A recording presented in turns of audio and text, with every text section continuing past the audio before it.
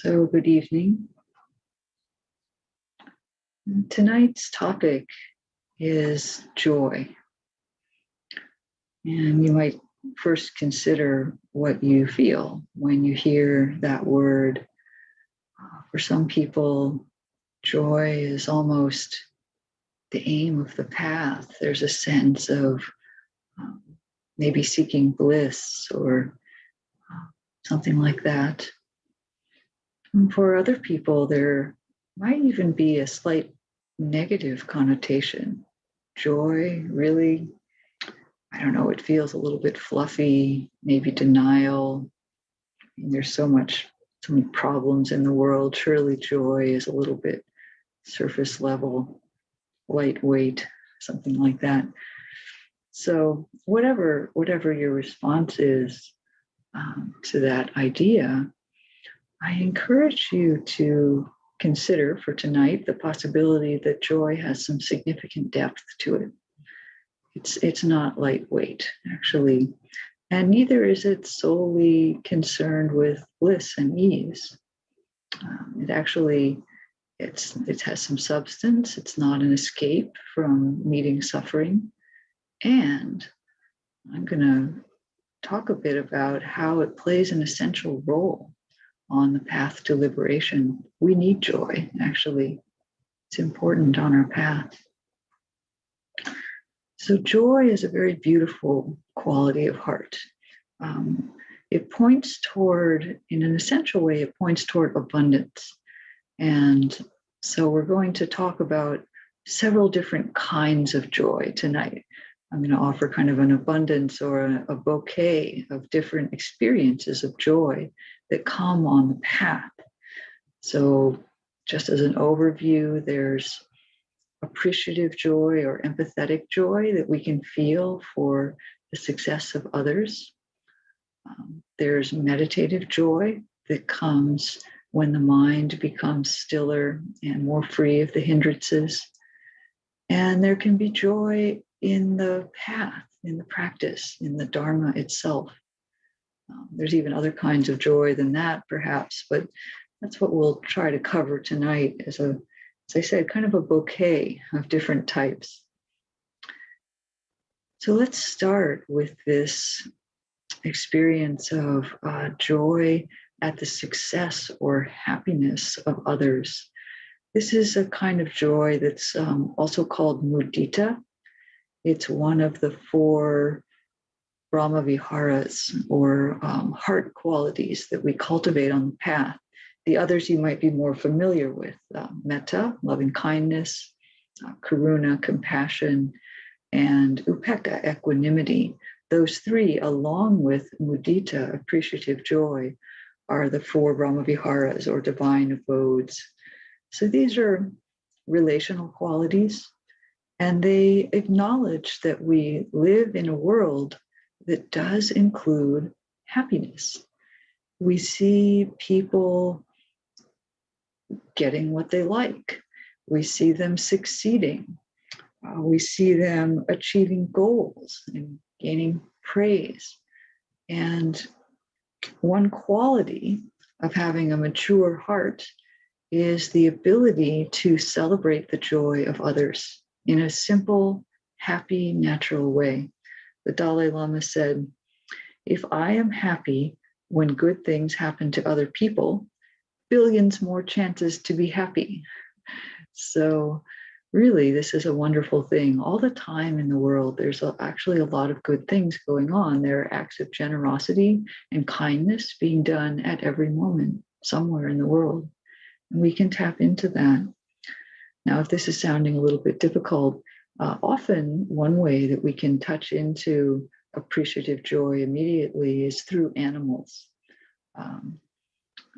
Like a dog. Dogs are excited about so many things. And you can catch the excitement of the dog, or watching a kitten playing with a leaf in the wind that it's gotten attracted to something. We don't want to project too many things onto animals, but I think it's pretty easy to tell when there's a sense of joy or excitement in an animal, and we can catch that. We can catch that feeling. I read a study, by the way, that cute cat videos have been shown to reduce stress. So there you go. One good thing as we're connecting with joy in this simple way is to start to feel what joy feels like in our body. What is it like to have that sense of uplift in just simple uplift at someone else's joy? Start to feel where that is in the body, how the energy moves, so that we can be familiar with it. And so we can experience it more often. It has a feeling in the mind too, of lightness, of openness, of warmth in a certain way. So we can get familiar with that. And then we can cultivate it for people also, of course. And, one way that we do this is to say phrases. The common phrase for Mudita is, may your happiness and good fortune continue. May your happiness and good fortune continue. So we wish well for the success and happiness of others. When we do that, we can also feel the joy in our body and maybe imagine an image of the person being happy or joyful, and allow that feeling to mature in us, to cook in us, if you will. Another form of joy practice is to evoke somehow that feeling of mudita through an image or a phrase, and then kind of drop the object that we were thinking of and actually just radiate that feeling from our heart, concentrate it into the heart center and just feel it like a light shining from inside. It's a wonderful way to cultivate mudita.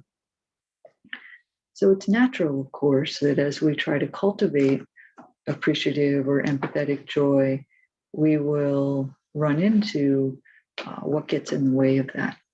And this is normal. It doesn't mean the practice isn't working. And you can imagine that what's called the far enemy, or the thing that really opposes our ability to feel mudita, is envy.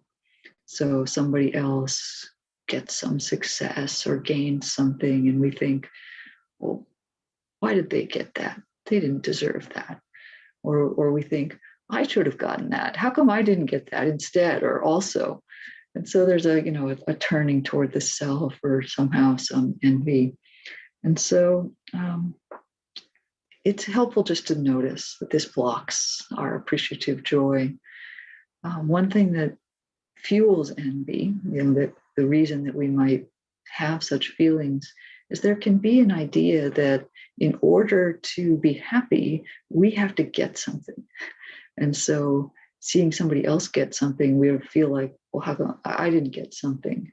And so, but if we can learn to feel this joy for others receiving, we feel a great amount of relief. We can realize, oh, actually, I can be happy without getting something.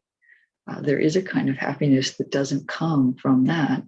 And so this is actually quite a wonderful discovery for us. Like the Dalai Lama says, it greatly increases our chances of happiness in the world. Now, we don't, of course, have to feel joy at somebody else's joy. It may be that they're feeling joy about something that's a little bit unwholesome, or that we suspect is not going to be good for them in the long run. So it's not like you have to experience joy if someone else is feeling joyful. Maybe if we see that it's not leading in a good direction, compassion would be a better response. So just so you're aware of that. There is also what's called a near enemy of mudita, of appreciative joy, and that is sometimes called giddiness. It's not a word we use very often, but you can get the sense of it. It's like a sort of over-the-top excitement about something and getting caught up in somebody else's pleasure and joy, such that we lose our own balance. We fall into it, and we're no longer aware, present, centered in ourselves.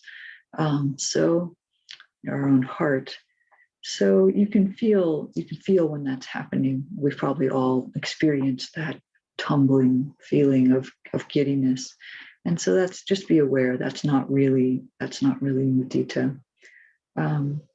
So overall, mudita is, of course, a great way to reduce our self-focus, like all the Brahma Viharas are, all of the heart qualities are.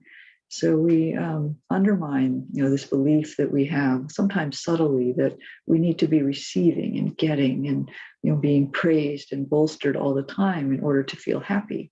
We don't actually. There are many other forms of happiness available, and it is an expansive feeling of heart to be able to tap into mudita.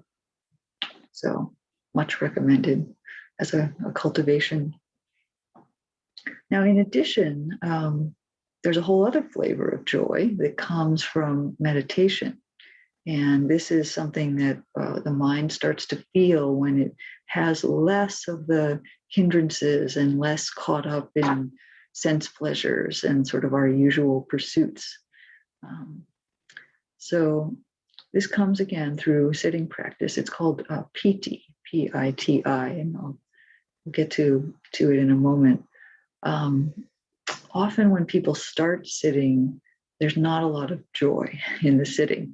And that can be because we're busy dealing with body pain, or we've somehow taken on sitting as an obligation or a chore, and we're just trying to be with the breath or bring the mind back all the time. It's a sort of work. Where's the joy? Where's the joy in that? But there is an accessible way into meditative joy. We practiced it during the meditation, which is that even being mindful has a slight amount of pleasure to it. It's not our usual kind of sense pleasure, like eating chocolate or something, but being present as opposed to being lost or caught up in something is actually slightly pleasant. It's a very subtle kind of joy, being there, being present. And we can tap into that. As I said in the meditation, even when what we're mindful of is something unpleasant or a little painful or something, the fact that we're present for it, we can start to appreciate that that's better than being lost. And so that's an easy, accessible way to start. And so every time you get lost, which we do all the time in meditation, when the mind comes back, we wake up, oh, right, meditation, mindful. We notice at that moment, it feels better. There's a clarity that isn't there when we were lost. And that clarity is slightly pleasant. Then we tune into that. Then the mind wants to be present a little bit more often. So that's our first little taste of meditative joy, actually, just being present. And then it's also just fine, as we did in the sitting, to, as we start to feel some degree of ease or peace or softening in the body, slowing down of the mind, anything that's some direction toward well-being, it's totally fine to notice that and appreciate it. We don't need to grab onto it and try to make it bigger and try to hold on to it. That will only cause more difficulty, but you can appreciate those good feelings that start to come in meditation and just let them be nourished by our attention to them. Let them be naturally present. And that's also a nice way to slowly cultivate meditative joy. And then we will eventually, at some point, start to feel some genuine sense of well-being emerging from meditation. We know that it's coming because we're sitting there with some seclusion of the body, some seclusion of the mind. We start to feel an internal sense of well-being. And it's often felt most strongly in the body. We may even feel some kinds of piti, meditative joy, feel almost like tingling or energy in the body. Sometimes the hair stands on end. It's kind of delightful, these little feelings that we have. And then it can also settle a little bit more and be more pervasive. But this is a wonderful development when it starts to come in meditation. And maybe you'll have it once and then not for a while. It's not like it comes and then stays forever. But just start to notice when these feelings come. One way that we can know that what we're having is meditative joy is that full, balanced piti leads to tranquility. Now, this is not our usual mode with joy, right? It's not your usual kind of excitement, which tends to agitate the mind. meditative joy is pleasant in and of itself, and it leads to tranquility. It's almost like there's a little core of tranquility with this joy wrapped around it. And we touch the joy first, and as we settle into it and deepen into it, we then touch the tranquility that's at its heart. So that's, you might reflect for a moment. Do you know anything of this kind of joy? Even a little bit. Sense of settledness and well-being that can come through the meditation.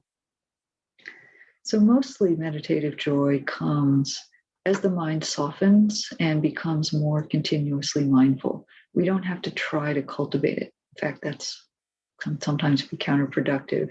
It emerges from a mind that is soft and more or less continually mindful. So here's a nice simile from the suttas that I wanted to read about this. Just like a lake with spring water welling up from within, having no inflow from the east, west, north, or south, and with the skies not supplying rain, so that the cool fount of water welling up from the lake would permeate and pervade, suffuse and fill it with cool waters, there being no part of the lake unpervaded by the cool waters. Even so, the meditator permeates this very body with the rapture and pleasure born of concentration or of composure.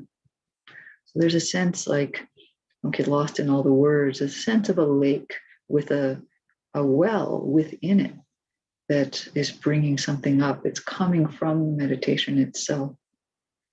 So what is the value of this joy? There are a number of benefits, of course, but the main one is this deep sense of well-being that starts to train the mind that something besides sense pleasures and thinking and our usual ways of trying to get pleasure, there's something deeper than that that's actually more satisfying. This is from the Dhammapada. Tasting the flavor of solitude and peace, one becomes free of distress and evil, drinking the flavor of Dharma joy. So it starts out as talking about a concentration, a settling of mind that leads to this joy, the solitude and the peace. It gives the clue to that. But then this last line, drinking the flavor of Dharma joy, that's going to lead us into the next section. I want to turn now to the kind of joy that can come from the practice itself, or joy in the practice, in the path, in the Dharma. And there isn't just one word for this, like mudita or piti. It comes from a whole bunch of different places. So now we really get to expand our bouquet of different kinds of joy. I'll go through some ways that the practice itself generates joy. So it's great. I love this third kind of joy that we're talking about. So one way that it can come is through ethical conduct.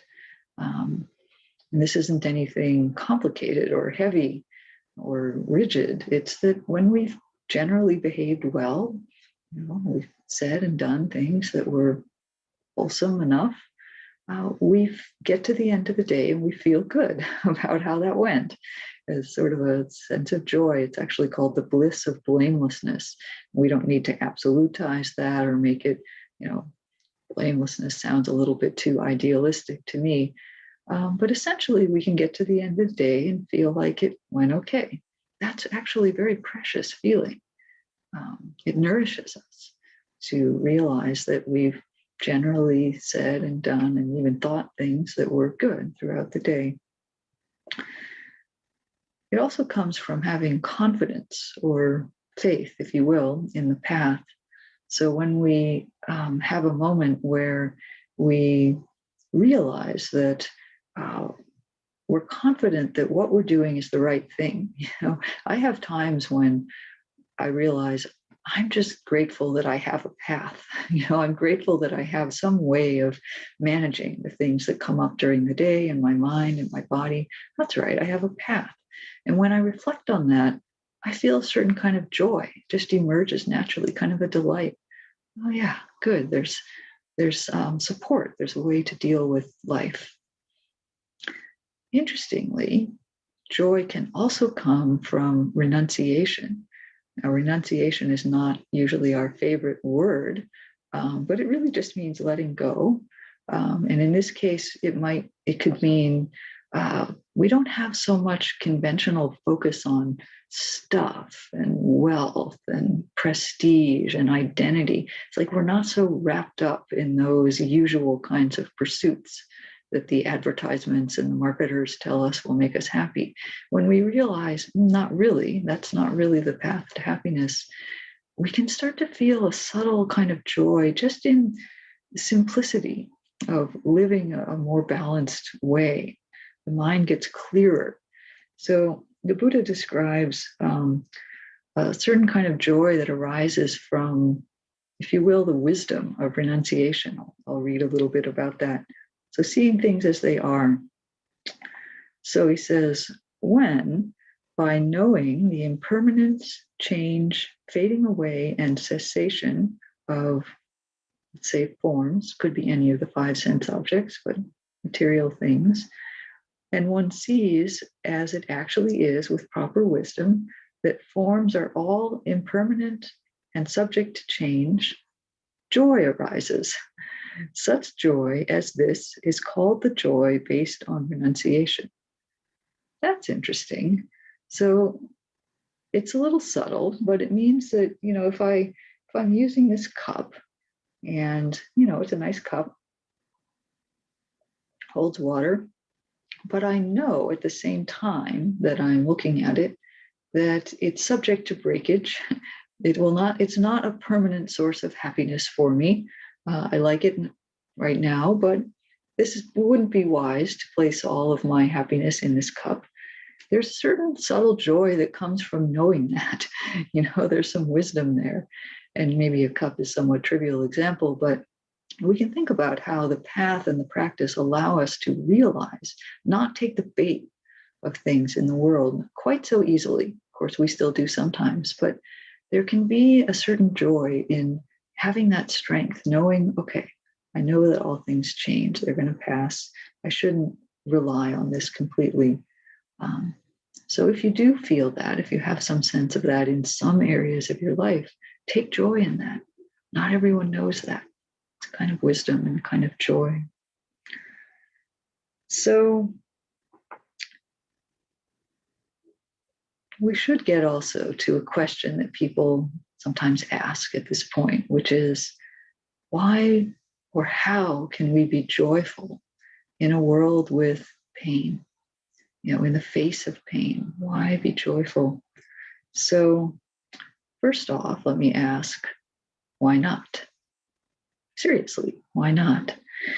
So I do encounter people who think it's some kind of a betrayal to be happy or joyful or peaceful or light when there's so much suffering in the world or in a difficult situation. Why wouldn't you just fall into that and get agitated and worried like everybody else to show that you care? But I would again ask a little question: betrayal of what? Betrayal of what? So the Buddhist teachings point us toward a happiness that is unconditioned.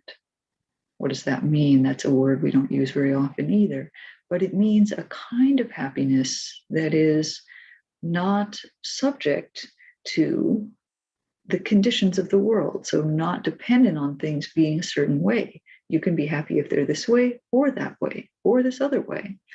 And it doesn't mean that at every moment we're skipping down the aisles and laughing. That wouldn't be appropriate in every situation.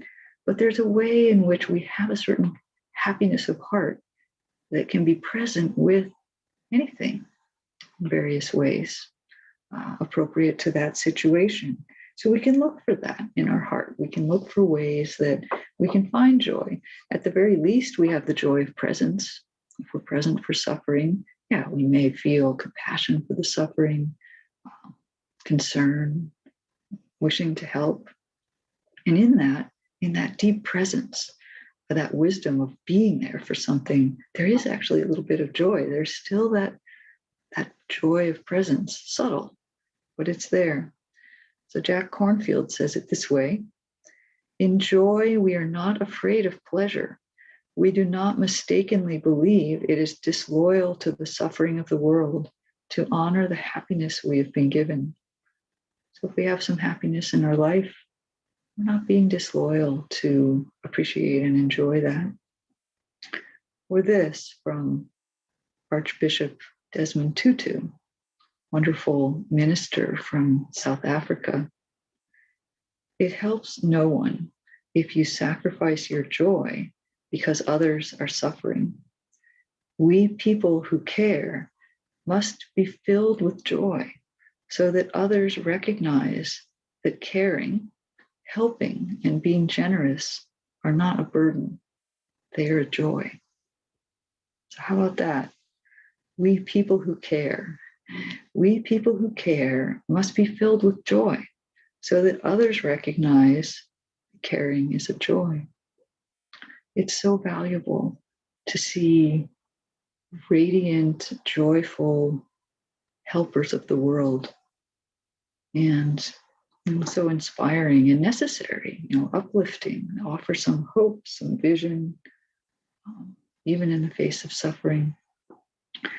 My friend spent some time in South Africa, and she was fortunate enough to be working at an art museum where Archbishop Tutu came for some event that was being held there, and somehow she managed to be standing just about 6 feet from him. And she said, he lit up the room. He was made of pure joy. So there's just something so valuable in this quality, and so many ways that we can touch into it in our practice. There's the mudita, the appreciative joy for others. There's the meditative joy that can come from settling the mind. There's the joy in the path, practice, the Dharma itself that can fuel us through times in our practice that are difficult, or through meeting the world and its difficulties. And in the end, joy is one of the factors of awakening. There are 7 factors of awakening. One of them is right in the middle, is joy. And it is a necessary component for awakening, so that we have a mind with some degree of lightness, some happiness that is coming from the heart, from the path itself. And when the mind is in a state like that, as well as possessing a number of other wholesome factors, that's when it can awaken. So I encourage you to touch into this very beautiful quality that's accessible in a number of ways, through seeing other people, through the presence of mindfulness, through reflection, through the settling of the mind, and through wisdom, through ethics. Almost everything can be a door to joy if we are looking for it and are open to that. So to whatever degree you're able to touch into that, whether it's just a little bit or whether you feel the opening of the heart happens to be tonight, I encourage you to really appreciate that and let it fill your being so that we can help others with that. So may your practice and your path and your heart be joyful. Be well.